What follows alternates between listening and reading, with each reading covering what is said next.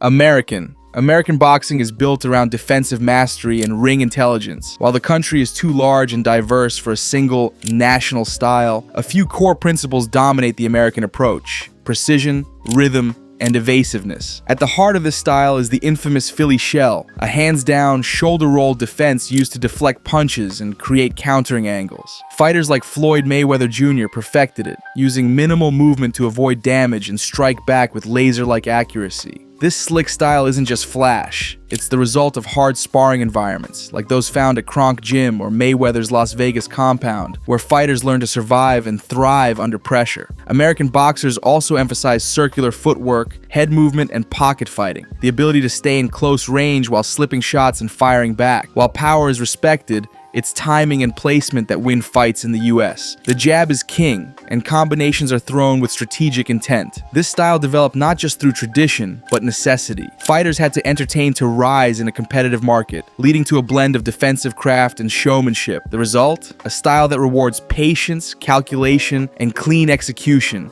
Soviet. The Soviet boxing style is a masterclass in discipline, distance, and efficiency. Born from the USSR's Olympic-driven sports system, it treats boxing as a mental game, less about brute force, more about strategic dominance. At its core is pendulum footwork, a rhythmic, bouncing movement that allows fighters to stay mobile, conserve energy, and strike while retreating or shifting laterally. Soviet boxers typically maintain a high guard and rely on a probing jab to control range and disrupt their opponent's rhythm. From there, they unleash sharp, textbook crosses and a unique looping left hook that often sails over traditional guards. Rather than charging forward, Soviet fighters create a safe zone, a space they constantly manage, using footwork and feints to frustrate opponents. Offense is launched with perfect timing, while risk is minimized through constant movement and airtight fundamentals. This style wasn't born in back alley gyms.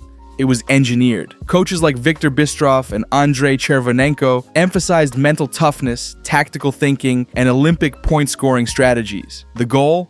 Hit without being hit and win with technical supremacy, not just aggression. While some critics call it sterile or even boring, at its best, Soviet boxing is chess in motion, methodical, graceful, and brutally effective. Japanese boxing is defined by speed, structure, and sheer willpower. Fighters from Japan blend relentless forward pressure with tight, textbook fundamentals, producing a style that's aggressive but calculated. Unlike the wild brawling seen in some regions, Japanese fighters stay compact, often using rapid-fire jabs and explosive straight punches to break opponents down. They frequently employ in-and-out pendulum movements similar to the Soviets, but with more emphasis on close-range exchanges. The result is a rhythm that overwhelms opponents with volume and tempo without sacrificing technique. Culturally, the style reflects deep-rooted values like discipline, honor, and endurance. Influenced by the Bushido Code, the samurai ethos, fighters are taught to press forward with courage and composure no matter the cost. This translates into fighters with high output, high pain tolerance, and almost robotic consistency. Many of Japan's elite boxers come from the lighter weight classes, where speed and stamina dominate. Their elite conditioning allows them to maintain a frantic pace across all 12 rounds, often looking stronger as the fight progresses. While not as flashy as the American style or as loose as the Mexican, Japanese boxing thrives on pressure built from clean fundamentals. It's a style forged in repetition, shaped by respect, and powered by an unshakable fighting spirit. Mexican boxing is built on raw toughness and close-range warfare. It's a style that thrives in the pocket, trading leather and body shots with no intention of backing down. Fighters are trained to walk through fire, absorbing punches if it means landing one of their own with more force. The signature elements are clear: tight hooks, thudding uppercuts, and vicious body shots, all thrown from short range. Footwork is often aggressive and unorthodox, with fighters crossing their feet or lunging forward, not because it's technically ideal, but because it keeps the pressure constant. This take two to give one mentality isn't carelessness. It's cultural. Why does this style exist? Mexico's boxing infrastructure is less focused on the amateur point-scoring system. Fighters often turn pro as teenagers. Julio Cesar Chavez at 17, Canelo Alvarez at 15, bypassing the jab and move school of thought. Instead, they're shaped in the gyms through brutal sparring, designed to make them entertaining and durable. And in Mexico, entertainment matters. Fans don't cheer for slick defense, they cheer for heart. They'll boo a boring fight, so boxers feel the pressure to brawl, to push forward, to deliver action. The Mexican style is a byproduct of poverty, pride, and perseverance. It's not pretty, but it's powerful, unbreakable, and unforgettable. Cuban boxing is a symphony of movement,